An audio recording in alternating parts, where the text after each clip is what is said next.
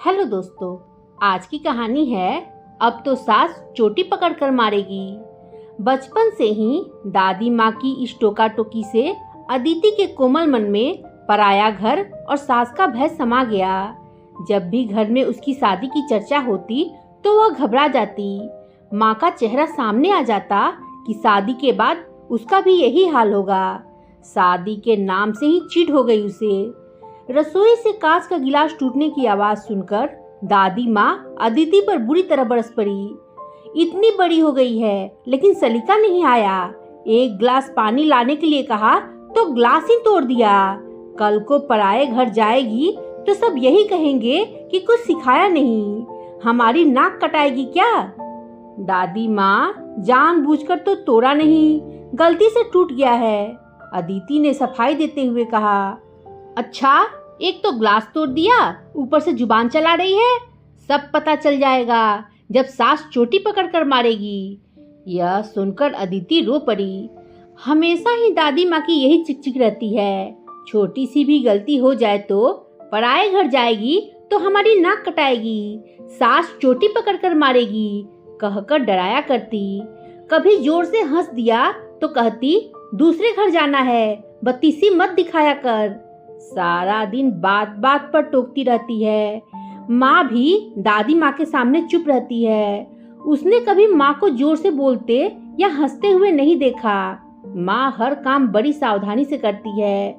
भूल बस कुछ गलती हो जाती है तो दादी माँ पूरा घर सिर पर उठा लेती है। पिताजी की भी हिम्मत नहीं पड़ती कि उनसे कुछ कहे। एक दिन उसे लड़के वाले देखने आए और पसंद भी कर लिया। फिर शीघ्र ही विवाह भी हो गया।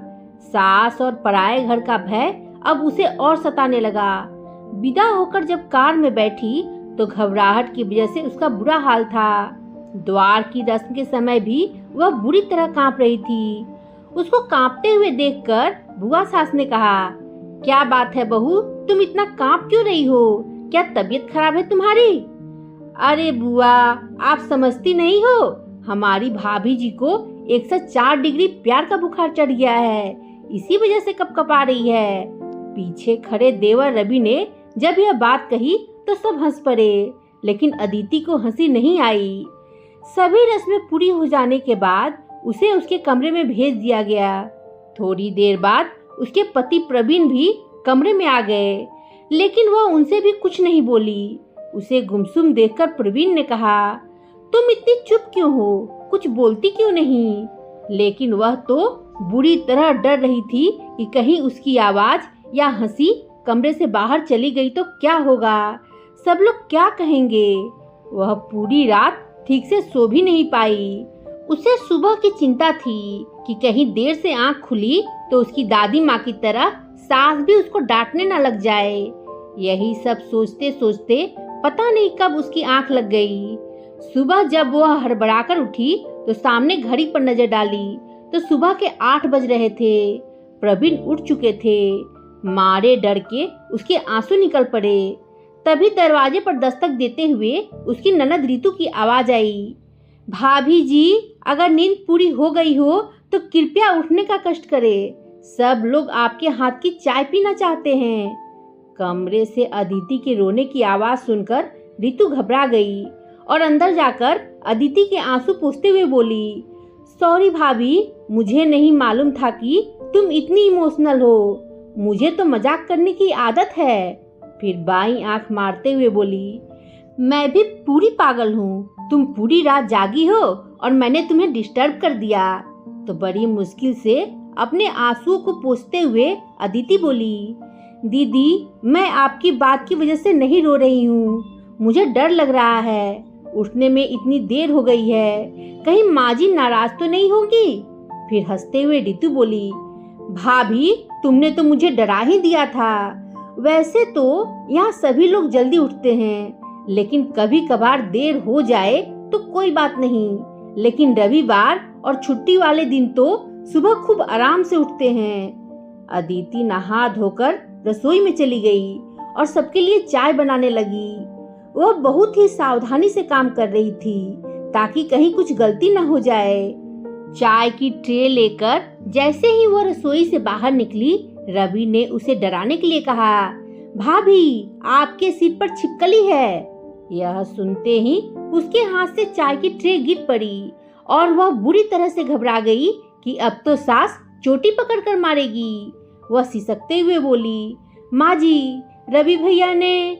रुलाई के कारण वह आगे कुछ नहीं बोल पाई। तब सास ने उसे समझाते हुए कहा, बेटे, कोई भी गलत काम जानबूझकर थोड़ी किया जाता है। वह तो कभी कभी असावधानियों की वजह से गलतियां हो जाती है। इसमें रोने या घबराने की क्या बात है। वो तो अच्छा हुआ कि तुम जली नहीं। ये चाय के कप तुमसे ज्यादा महंगे थोड़े ही हैं। हाँ माँ, तुम बिल्कुल ठीक कहती हो। और फिर इन कपों का भी अंत समय आ गया था। होनी को कौन डाल सकता है। कहते हुए जोर से हंस पड़ा रवि। एक दिन शाम को सब लोग बैठकर बातें कर रहे थे। रवि ने सभी को एक चुटकुला सुनाया तो सभी लोग खिलखिलाकर जोर से हंस पड़े। अदिति भी जोर से हंस पड़ी। उसको हंसता देखकर सास बोली, कितनी अच्छी लगती हो हंसते हुए। खुलकर हंसना जरूरी होता है। गुमसुम रहने से बीमारियां घेर लेती है। अब तुम उसे हंसा हंसा कर उसका स्वास्थ्य ठीक रखना। कहते हुए ससुर जी भी हंस पड़े। अचानक प्रवीण बोला, माँ, हमारे साथ धोखा हुआ है। तुम्हारी बहू तो गूंगी है। तू खुद ही इतना बोलता है कि उसे बोलने का मौका ही नहीं मिलता। फिर अदिति के सिर पर प्यार से हाथ फेरते हुए सास आगे बोली, गूंगे होंगे इसके दुश्मन, मेरी बहू तो लाखों में एक है। धीरे धीरे अदिति ने महसूस किया कि उसकी गलती पर उसकी सास डांटती नहीं, बल्कि कितनी कुशलता और प्यार से समझा देती है। उसके अच्छे कामों की कितने खुले दिल से प्रशंसा करती है। भूल बस कुछ गलत हो भी जाए तो कभी कभी ऐसा भी होता है, कहकर हंसा देती है और फिर बाद में प्यार से समझा भी देती है।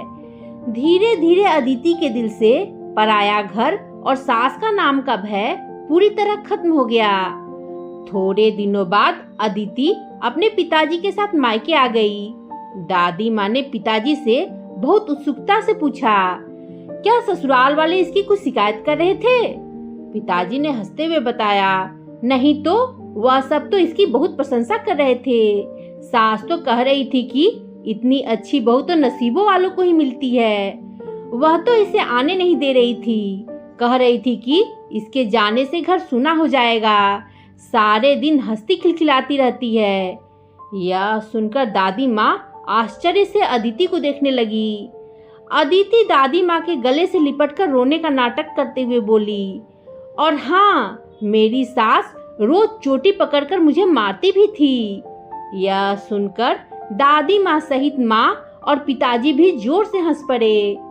तो दोस्तों, आपको ये कहानी कैसी लगी? कमेंट कर बताएं। कहानी पसंद आई हो तो लाइक शेयर करें और मेरे चैनल को सब्सक्राइब करना ना भूलें। धन्यवाद दोस्तों।